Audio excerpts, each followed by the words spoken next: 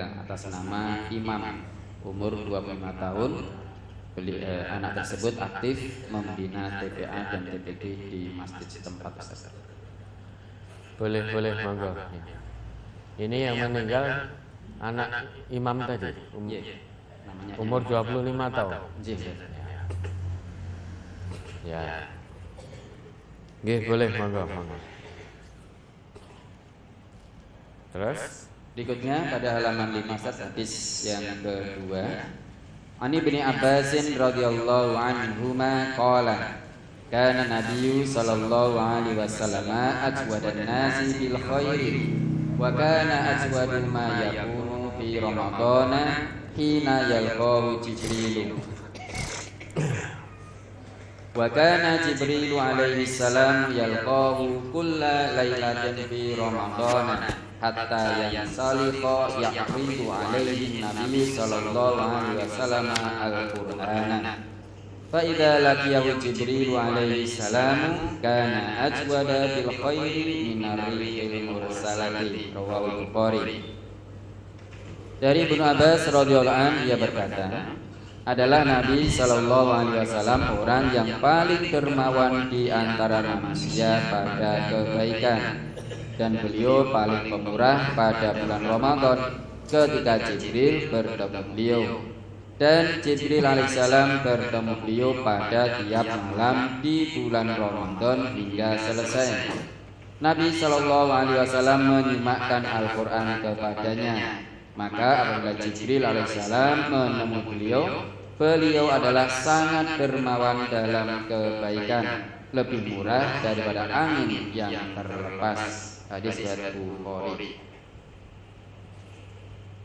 Apa saja contoh kedermawanan Rasulullah Shallallahu Alaihi Wasallam dalam kebaikan itu? Ya, semua bentuk kebaikan yang ada itu dilakukan oleh Rasulullah sebagai suri toladan kita. Semua bentuk kebaikan yang ada, ya, memberikan nasihat, terus bersedekah, infak, menolong orang yang membutuhkan pertolongan. Semua bentuk kebaikan ada pada diri Rasulullah. Wa innaka la'ala khuluqin azim. Dan sungguh engkau Muhammad itu punya akhlak yang sangat agung. Khuluq jamak dari akhlak. Jadi semua akhlak yang mulia, semua kebaikan, semua kebajikan yang ada itu ada pada diri Rasulullah, dan itu dicontohkan serta dilakukan oleh Rasulullah. Beliau punya jiwa dermawan. Kalau ada yang membutuhkan, mesti beliau upayakan. Sangat dermawan dan paling dermawan di antara manusia yang pernah ada.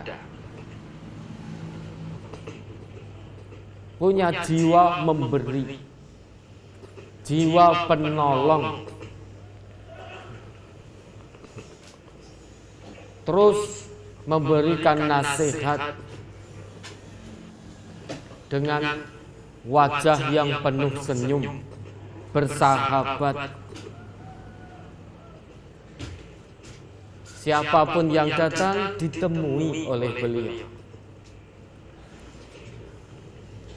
Tidak pernah menampakkan rasa lelah, rasa letih, tapi terus melayani umat dengan penuh kasih sayang, dengan penuh kecintaan, dengan penuh kelemah lembutan. Jadi semua bentuk kebaikan itu yang terbaik ada pada diri Nabi. Kalau ada orang dermawan, Nabi lebih dermawan lagi dari orang itu. Kalau ada orang yang suka memberi nasihat, Nabi lebih suka memberi nasihat daripada orang itu. Jika ada orang yang sabar, Nabi paling sabar, lebih sabar daripada orang yang sabar. Jika ada orang yang berkasih sayang, Nabi paling berkasih sayang. Jadi semua kebaikan. Coba sebutkan apa kebaikan? Satu kebaikan. Apa? Sebutkan. Apa Ustaz Ali? Nah, ini Ustaz Ali ini. Ya, semua kebaikan itu Nabi paling baik. Bahkan lebih paling daripada ar-rih al-mursalah, daripada angin yang terlepas. Angin ar-rih al-mursalah, angin yang terlepas itu kan tidak ada penahannya. Jadi lancar sekali angin itu, angin yang terlepas itu. Tidak ada yang menghalangi angin itu untuk berhembus. Kebaikan yang dilakukan oleh Nabi lebih lancar daripada angin yang terlepas, daripada angin yang berhembus. Angin yang terlepas itu angin tidak ada sesuatu pun yang menghalangi angin itu untuk berhembus, sehingga lancar sekali angin itu berhembusnya. Tetapi masih kalah dibanding dengan kebaikan Nabi, dengan kedermawanan Nabi. Kalau angin tadi lancar tanpa ada penghalang pun, Nabi lebih lancar lagi dalam kebaikan. Sehingga tidak bisa dilukiskan dengan kata-kata. Artinya, pada diri Nabi kita suri tauladan, sikap beliau, perkataan beliau, perbuatan beliau itu sebagai suri tauladan bagi kita. Bukan hanya masalah ibadah saja. Masalah ibadah sudah pasti harus mengikuti Rasulullah. Tetapi cara beliau bersikap, cara beliau memandang, cara beliau menyelesaikan permasalahan, cara beliau bertutur kata dengan penuh kesantunan, perbuatan beliau, itu semuanya suri tauladan bagi kita umat beliau. Coba diingat lagi ayatnya itu. Laqad kana lakum fi Rasulillahi uswatun hasanah. Siapa yang bisa menjadikan Rasulullah sebagai uswah hasanah? Ternyata tidak semua manusia. Ternyata tidak semua orang yang ngaku Islam. Hanya hamba-hamba Allah yang beriman kepada Allah dan yang hanya mengharap rahmat dari Allah serta yakin dengan kedatangan hari kiamat sajalah yang bisa menjadikan Rasulullah sebagai suri tauladan. Mari. Surat Al-Ahzab surat ke-33 ayat 21. A'udzu billahi minasyaitonir rajim. Laqad kana lakum fi Rasulillahi uswatun hasanatun liman kana yarjullaha wal yawmal akhir wa dzakarallaha katsiran. Sesungguhnya telah ada pada diri Rasulullah itu suri teladan yang baik bagimu, yaitu bagi orang yang mengharap rahmat Allah dan kedatangan hari kiamat, dan dia banyak menyebut Allah. Hanya orang yang mempunyai 3 ciri ini yang bisa menjadikan Rasulullah sebagai suri tauladannya. Artinya, tidak semua orang yang ngaku beragama Islam itu otomatis mau menjadikan Rasulullah sebagai suri tauladan. Hanya orang yang pada dirinya melekat 3 ciri ini saja. Yang pertama, mengharap rahmat dari Allah, mengharap ridho dari Allah, bergantung hanya kepada Allah. Ini ciri pertama. Yang kedua, yakin dengan kedatangan hari kiamat sehingga mempersiapkan bekal terbaik untuk pertemuannya dengan hari itu. Ini ciri kedua. Yang ketiga, senantiasa ingat kepada Allah. Wa dzakarallaha katsira, banyak mengingat Allah. Ini maksudnya senantiasa ingat Allah dan selalu merasa diawasi oleh Allah dimanapun berada, baik ketika sendirian maupun ketika bersama orang lain, baik di waktu senang maupun di waktu susah. Itu ingat terus kepada Allah. Maka hanya orang yang punya 3 ciri ini, 3 ciri yang melekat pada dirinya ini sajalah yang bisa menjadikan seseorang itu menjadikan Rasulullah sebagai suri toladan. Meski ngaku Islam, tapi tidak ada pada dirinya 3 ciri ini, maka sangat sulit dan mustahil bagi dirinya menjadikan Rasulullah sebagai suri toladan. Meski ngaku beragama Islam, jangan-jangan termasuk kita, naudzubillah, ngaku beragama Islam, sregep ngaji, tetapi sampai tidak ada perasaan merasa diawasi oleh Allah. Sehingga ketika mata manusia tidak melihat, mudah sekali kita bermaksiat. Berarti ciri ini belum melekat pada diri kita, sehingga sulit menjadikan Rasulullah sebagai suri tauladan. Tapi hamba Allah yang punya 3 ciri ini melekat pada dirinya, maka dia akan jadikan Rasulullah sebagai suri tauladan. Ya, ada lagi. Halaman 6 hadis yang di tengah. An Jabir bin Abdullah radhiyallahu anhu qala kana Rasulullah sallallahu alaihi wasallam fi safar fara'a zihaman wa rajulan qad dhullila alaihi faqala ma hadha faqalu sha'imun faqala laisa minal birri as-shaimu fi safar. Rawahu Bukhari. Dari Jabir bin Abdullah radhiyallahu anhu, dia berkata, ketika dalam suatu perjalanan Rasulullah sallallahu alaihi wasallam melihat kerumunan orang dan seseorang telah dinaungi. Beliau sallallahu alaihi wasallam bertanya, "Ada apa ini?" Mereka menjawab, "Orang yang berpuasa."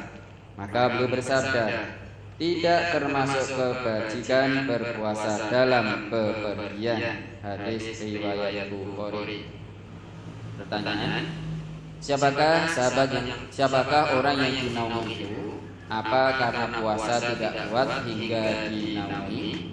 Yang kedua, bagaimana dengan orang yang tetap berpuasa walaupun dalam keadaan musafir? Karena hadis ini menyebut Rasulullah SAW bahwa berpuasa dalam perjalanan tidak termasuk kebajikan. Sabda Rasulullah begitu itu ada sebabnya. Sebabnya beliau melihat kerumunan orang, dan orang-orang berkerumun itu dalam rangka menaungi seseorang biar tidak tersengat panas terik matahari. Melihat itu Rasulullah bertanya, "Mahada apa ini?" Orang-orang ramai tadi menjawab, "Shaim, dia sedang berpuasa." Itu artinya bepergian berpuasa tetapi payah sekali dalam puasanya, sampai harus mendapatkan naungan dari orang banyak biar tidak terkena terik matahari. Melihat hal itu, Rasulullah bersabda, tidak ada baiknya atau tidak ada kebaikan berpuasa dalam keadaan safar. Maksudnya apa? Karena orang laki-laki itu, seorang laki-laki tadi itu, dia berpuasa sangat payah sekali. Terasa payah sekali. Meski dipaksa kuat, tapi payah sekali. Harus dinaungi oleh banyak orang. Ini kan menandakan dia berpuasa dalam keadaan safar itu payah betul. Maka tidak ada baiknya. Tapi kalau saudara bepergian, tidak terasa payah banget, mau puasa silahkan. Hadis atasnya menyebutkan itu. Dari Anas bin Malik, kunna nusafiru ma'an Nabi sallallahu alaihi wasallam. Dahulu kami pernah bepergian bersama Rasulullah sallallahu alaihi wasallam. Falam ya'ibis shaim 'alal muftir walal muftir 'alas shaim. Orang yang puasa tidak mencela orang yang tidak puasa. Begitu pula orang yang tidak puasa dalam safar juga tidak mencela orang yang berpuasa. Artinya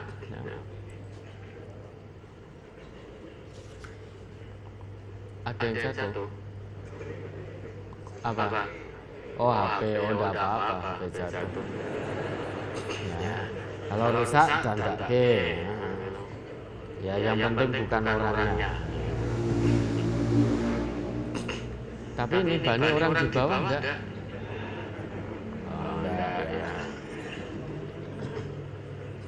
Artinya kalau saudara dalam keadaan safar, bepergian, tetap berpuasa, silahkan. Boleh dan itu apakah tidak baik loh? Lawang hadis ini saja menyatakan tidak ada saling cela antara yang berpuasa maupun yang tidak. Dan itu bepergiannya beliau sedang bersama Nabi, sehingga tidak ada saling mencela. Orang enek kok saling moyoi itu enggak ada. Tiba-tiba sing poso ngece sing raposo mung gilani ngono tok ra poso. Mung lunga ra poso. Enggak ada itu saling mencela. Yang tidak puasa juga tidak mencela yang berpuasa. Adapun hadis yang saudara tanyakan itu, kenapa Nabi bersabda tidak ada kebaikan berpuasa saat bepergian? Itu karena beliau melihat seseorang yang berpuasa dalam safar namun teramat sangat payah sekali. Harus dinaungi oleh orang banyak biar tetap kuat puasanya. Ya kan jadi nyusahke uang juga. Dia puasa dalam safar, payah sekali, biar tetap kuat puasanya, sehingga minta orang-orang menaungi dirinya dari sengatan terik matahari. Kan menyusahkan orang lain juga. Maka Nabi bersabda, tidak ada baiknya puasa dalam bepergian dalam konteks ini. Sebabnya seperti ini. Lah musafir itu boleh mengambil rukhsah untuk tidak berpuasa, tetapi mengganti di hari lain. Yang membolehkan siapa? Allah. Faman kana minkum maridun aw ala safarin fa iddatum min ayyamin ukhra. Jadi keadaan musafir itu salah satu keadaan untuk seseorang boleh mengambil rukhsah tidak berpuasa di siang hari bulan Ramadan, tetapi wajib mengganti di hari-hari selain bulan Ramadan. Itu rukhsah.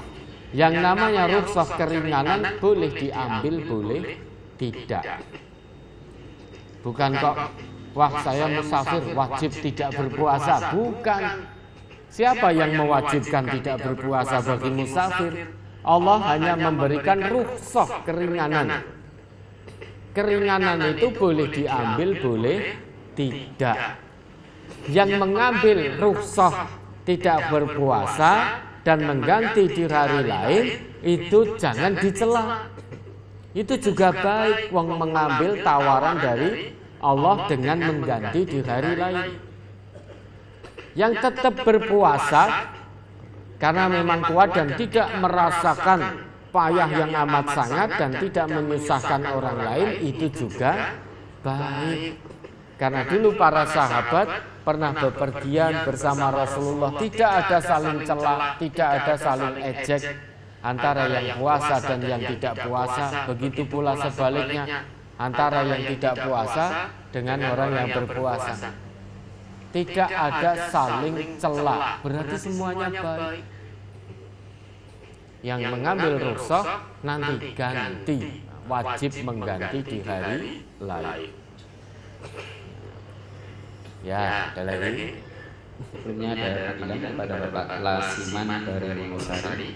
Sudah ditunggu istri di parkir motor. Ada saudara yang meninggal. Mari Bapak Lasiman dari Wonosari. Wonosari berapa? Tidak disebutkan. Mari Bapak Lasiman, sudah ditunggu. Jangan-jangan sare Pak Lasiman ini.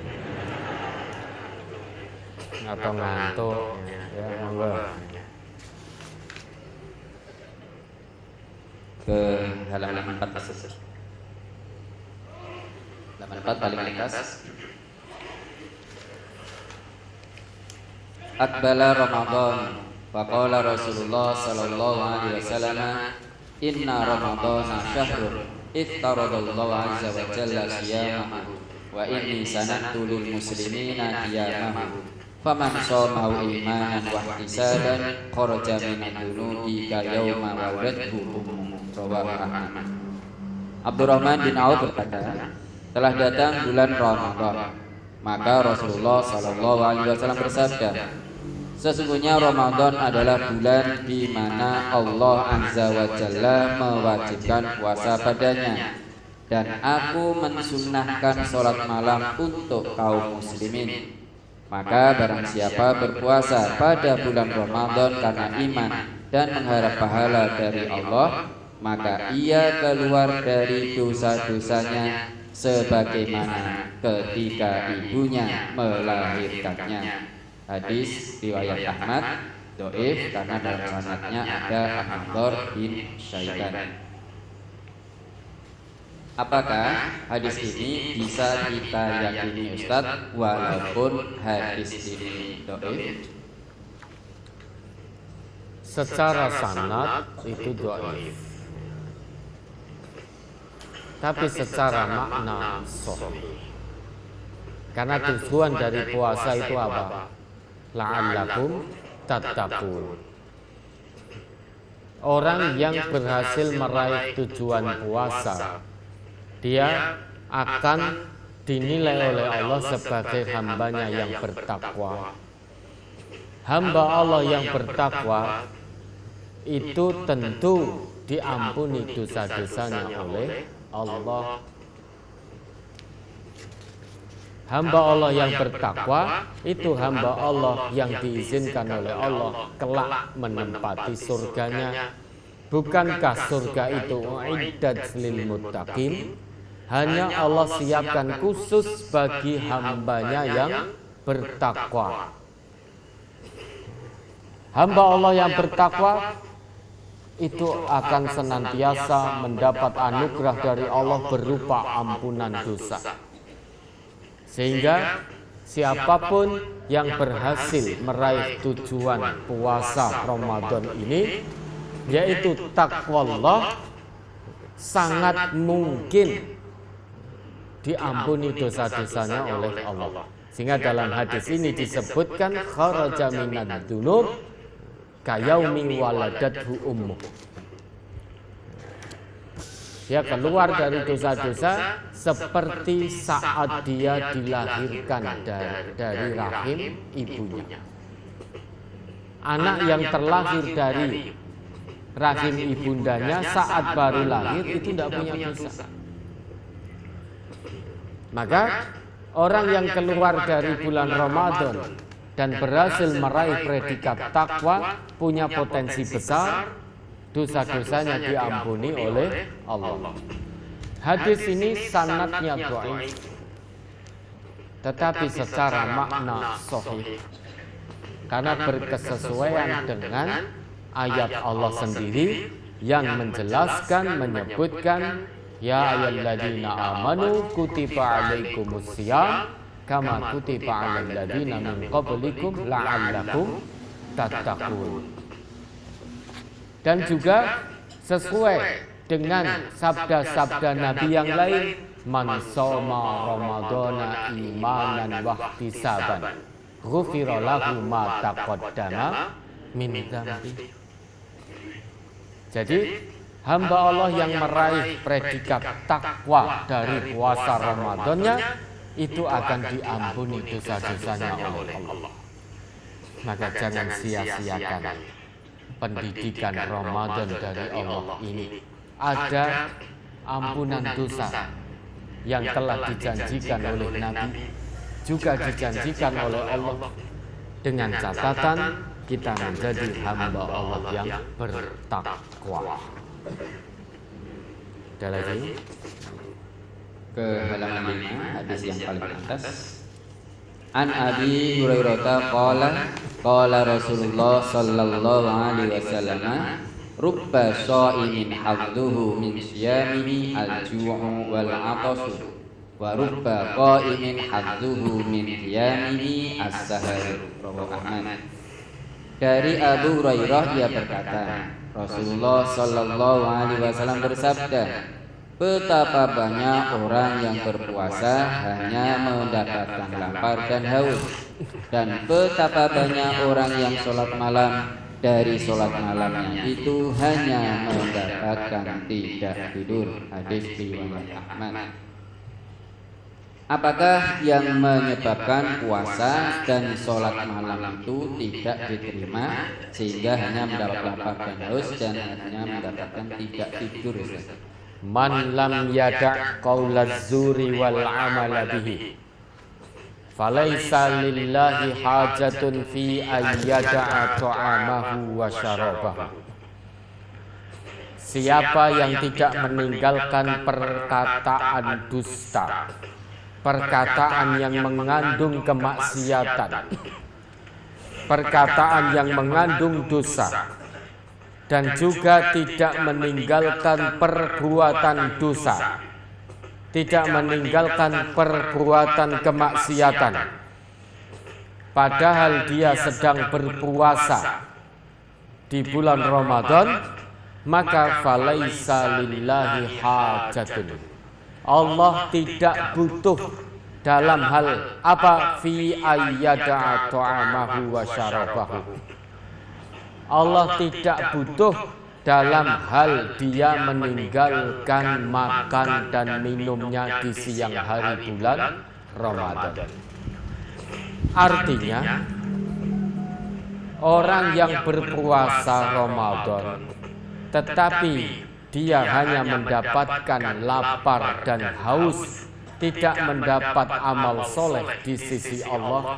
Orang yang qiyamul lail di bulan Ramadan, dia hanya mendapatkan ngantuk, tidak tidur semalaman, tapi tidak mendapat amal soleh dari qiyamul lailnya, karena orang ini puasa di siang hari bulan Ramadan tetapi maksiat juga jalan. Berdiri qiyamul lail di bulan Ramadan tetapi maksiat juga terus jalan. Sehingga puasanya tidak bermakna, qiyamul lailnya tidak bermakna. Kenapa? Karena kemaksiatan, perbuatan dosa juga terus jalan. Awan poso, bengi qiyamul lail, tetapi kemaksiatan jalan terus. Ya masih pergaulan bebas, ya masih korupsi, masih memfitnah, bentuk-bentuk kemaksiatan dilakukan. masih memperturutkan hawa nafsunya. Padahal puasa, tidak makan, tidak minum. Maka dia meninggalkan makan minumnya, yang dia dapat hanya lapar dan haus, tidak dapat amal soleh, tidak ada nilai kebaikan di sisi Allah. Padahal yang namanya puasa itu junnah, asyamu junnah. Puasa itu sebagai perisai diri. Perisai dari apa? Dari kemaksiatan. Maka orang yang berpuasa kok masih mudah bermaksiat, perisainya tidak jalan dengan baik. Karena puasa itu tidak hanya sebatas tidak makan, tidak minum. Definisi dari puasa itu apa, Pak? Al-imsaku 'anil akli wasyurbi wa ghasyayanin nisa minal fajri ilal maghribi. Ihtisaban lillah wa i'dadan lin nafsi wa tahyiatan laha litaqwallah bil muraqabati lahu wa tarbiyatil iradah. Menahan diri dari makan, dari minum, dari berkumpul suami istri sejak fajar sampai maghrib, hanya mengharap ridho dari Allah, mengharap pahala dari Allah, dan mempersiapkan diri, mempersiapkan jiwa dengan baik untuk bertakwa kepada Allah dengan jalan mendekat kepada Allah dan mendidik kehendak. Mendidik hawa nafsu itu makna dari asyam. Hawa nafsu untuk makan, untuk minum, untuk berkumpul suami istri di siang hari bulan Ramadan, iya bisa dijaga. Tapi hawa nafsu untuk pacaran, hawa nafsu untuk korupsi, hawa nafsu untuk mencaci, hawa nafsu untuk memfitnah, hawa nafsu untuk hibah tidak bisa dididik. Terus jalan kemaksiatan itu. Maka bagi Allah tidak butuh fi ayyada ta'amahu wa syarabahu. Allah tidak butuh dalam hal dia meninggalkan makan dan minumnya. Dan dalam sebuah hadis qudsi Allah berfirman, kullu amali ibni adam lahu illa siyam. Semua amal anak Adam itu untuk dirinya kecuali puasa. Fa innahu li wa ana ajzi bihi. Kecuali puasa. Puasa itu kata Allah untukku dan aku yang akan membalas. Semua perbuatan amal soleh anak Adam, hakikatnya yang membalas kebaikannya juga Allah.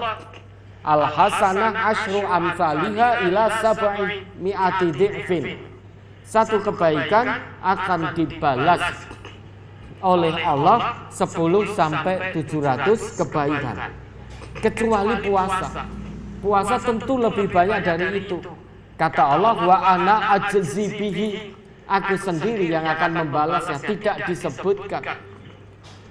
Kalau amal soleh yang lain disebutkan balasannya al-hasanah asyru amsalihha ila sab'i mi'ati dhi'fin. Balasan kebaikan dari Allah 10 sampai 700. Tetapi puasa tidak disebutkan balasan kebaikannya karena Allah sendiri. Artinya tentu lebih banyak daripada yang disebutkan 10 sampai 700 tadi, lebih daripada itu.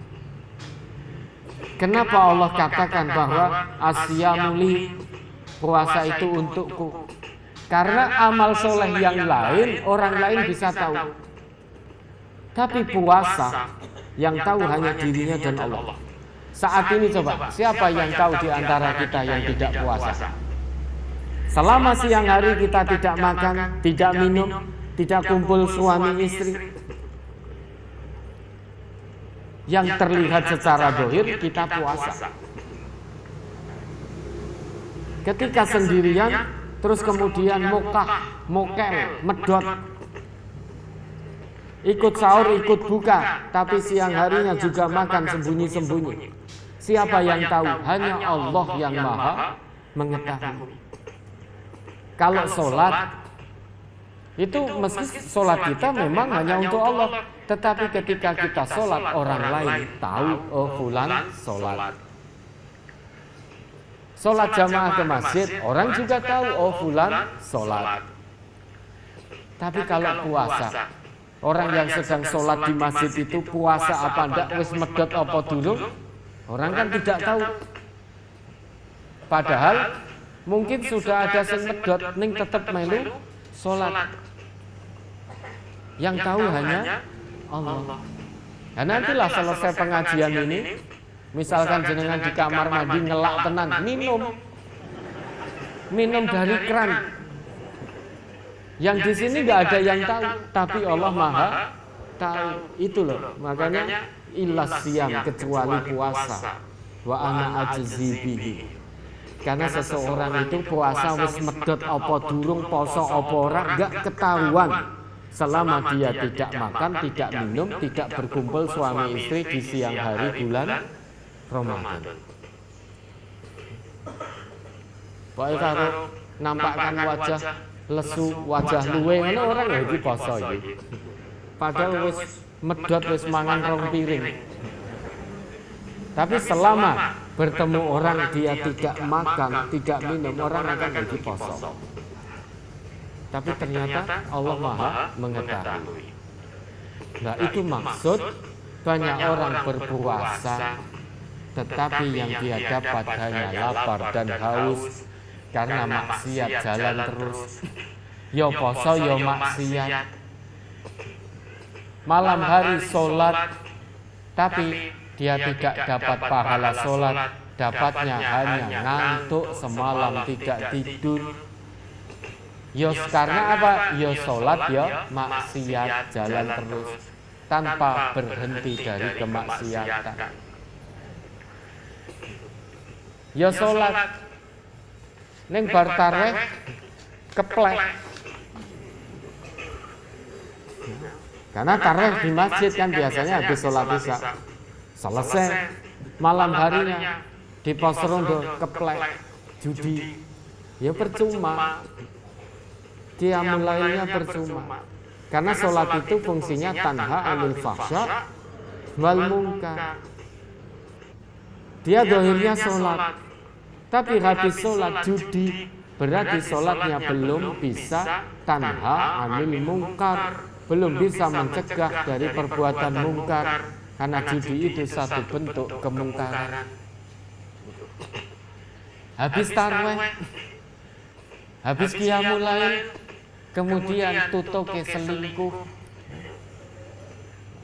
zina, pergaulan bebas, ya sholatnya percuma. Sholat yang didirikan tadi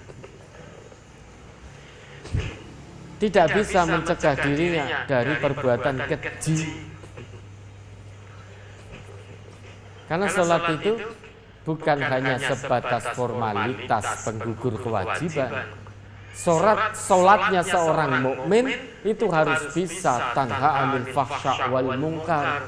Beda sholatnya Islam KTP dengan Islam tenanan, dengan Islam yang mukmin, itu beda sholatnya.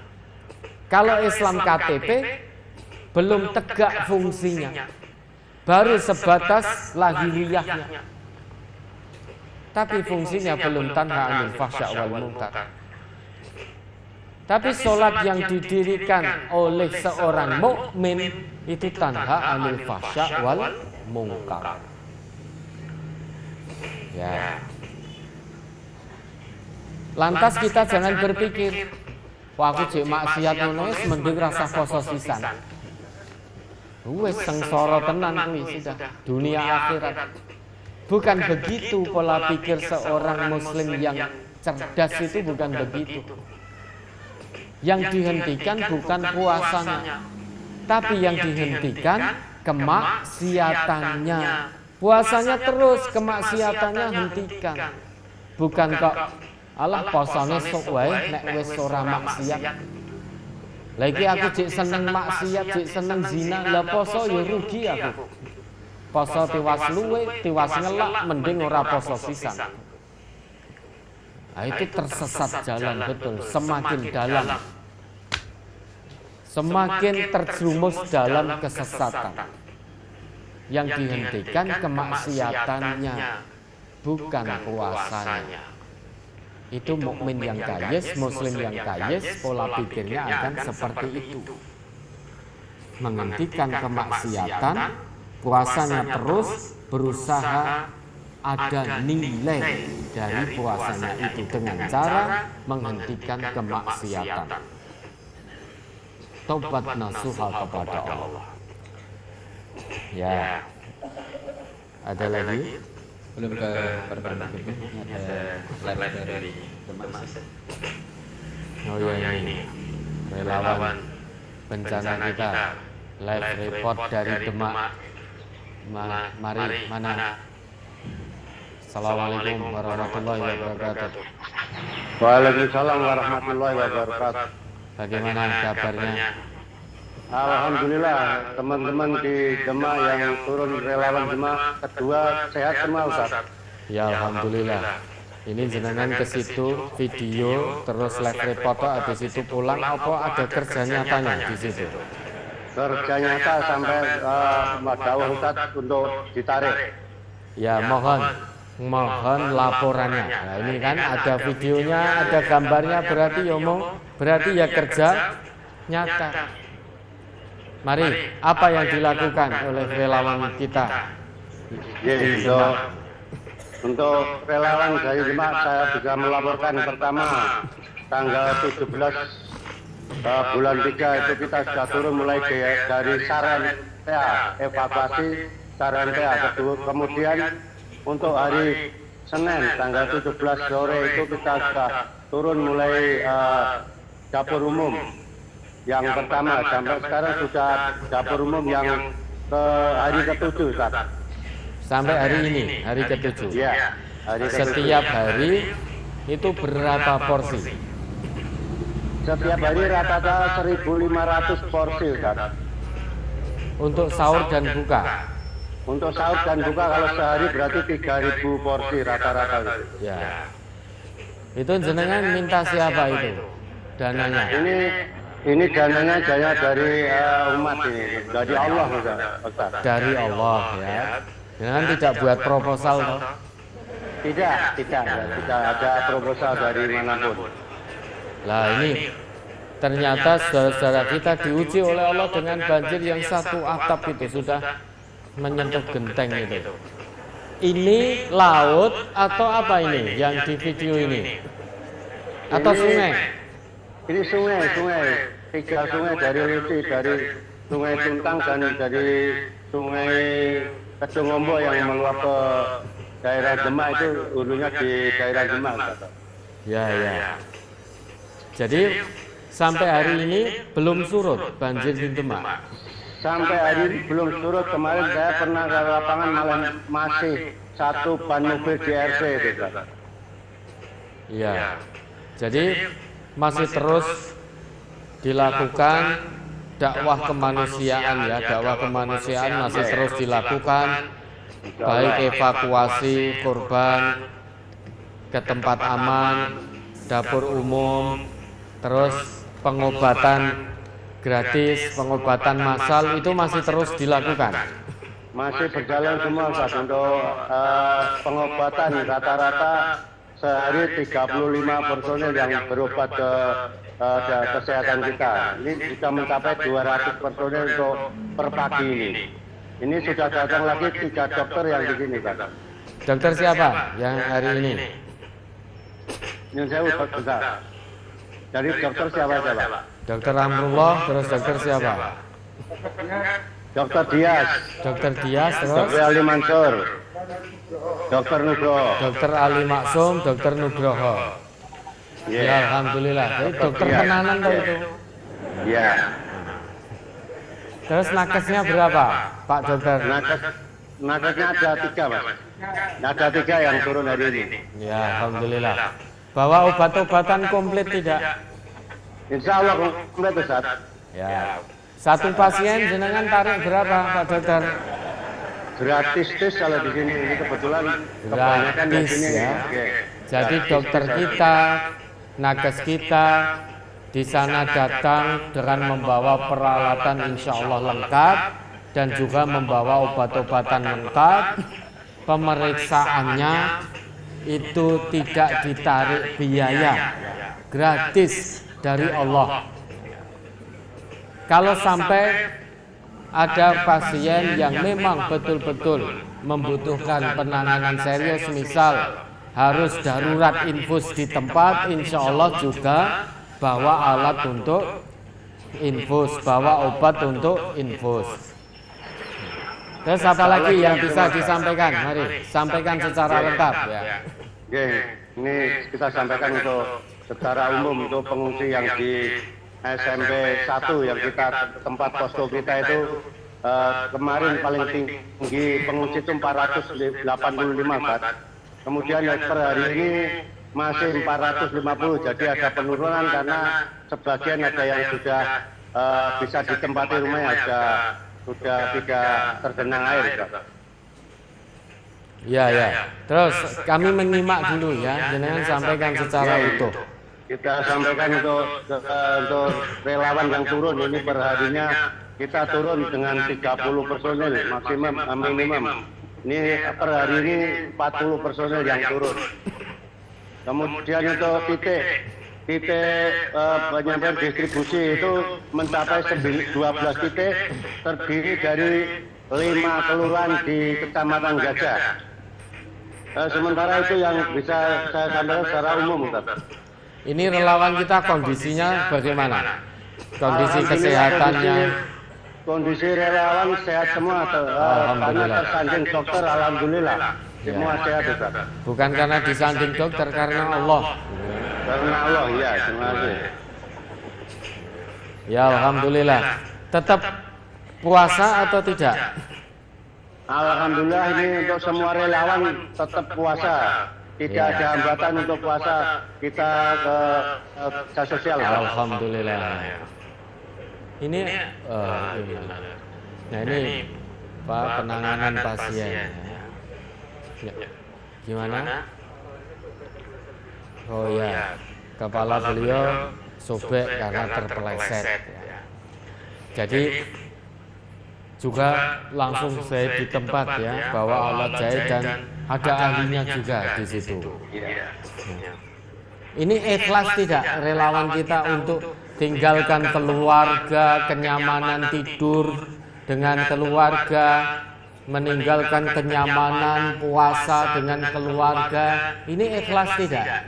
Insya Allah semua ikhlas, walaupun kondisi bagaimanapun kita sudah niat untuk kegiatan sosial ikhlas dari awalnya Ustaz. Nah, ya alhamdulillah. Kenapa Pak saudara mau untuk ini semuanya? Apa yang saudara harapkan? Enggak diupahi loh, enggak dapat upah loh. Semua semata-mata lillah Ustaz, bukan dari siapa-siapa. Apa jenengan dibayar? Semua kita itu yang dari Allah Ustaz, bukan dari bayaran dari kita semua. Ya. Alhamdulillah, berarti hanya mengharap upah dari Allah, ajrum minallah, tidak mengharap upah dari manusia, tidak mengharap ujratum minan nas, tidak mengharap upah dari manusia, tidak mengharap ujroh, tetapi yang beliau harapkan adalah ajrum minallah, upah dari Allah. Tetap jaga keikhlasan, jaga keikhlasan, jaga keikhlasan. Apapun kondisinya, apapun resikonya. Itu resikonya bisa kehilangan nyawa loh. Tidak takut. Tidak takut Ustaz, sudah berserah kepada Allah. Ya alhamdulillah. Tinggalkan keluarga, tinggalkan kenyamanan tidur di rumah, datang ke tempat bencana, nyawa bisa terancam, nyawa bisa jadi taruhannya, tapi alhamdulillah semangat kemanusiaan sebagai wujud pengabdian tanpa batas kepada Allah terus membara terus menyala. Mudah-mudahan Allah tetap jaga keikhlasan panjenengan dan semua relawan. Mudah-mudahan Allah senantiasa jaga kondisi kesehatan panjenengan dan seluruh relawan, dan mudah-mudahan Allah segera pulihkan keadaan saudara-saudara kita yang ada di Demak menjadi baik, sehat, pulih, aman, tentram, nyaman seperti sedia kala. Tetap jaga nutrisinya ya. Maka jangan sampai relawan ini kekurangan asupan nutrisi.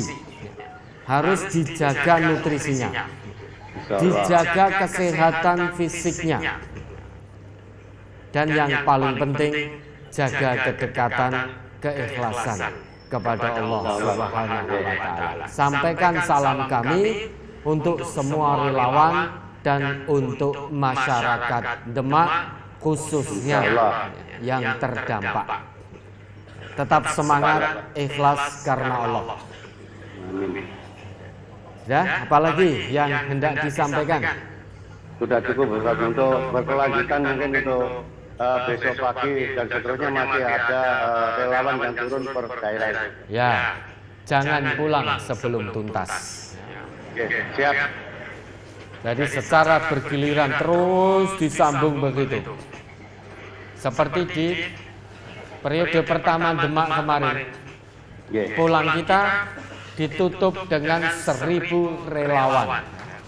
1.000 relawan mengkondisikan keadaan di wilayah Demak. Jadi membersihkan apa yang harus dibersihkan, memperbaiki apa yang harus diperbaiki. Jadi nanti jangan pulang sebelum tuntas.